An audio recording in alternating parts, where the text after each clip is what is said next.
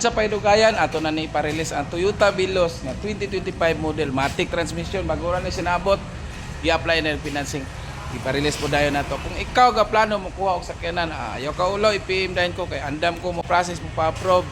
message dayon ang unit no so tanaw si Bossing Hi to my vlog.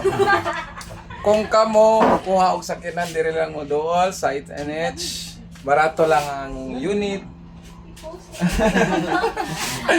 Gidi mo dahil na mo si ma'am no kay first time pa pod niya ni maka-unit no Toyota Vios gyud ang iyang gikuha 2025 model matic picture din ta diri mga idol no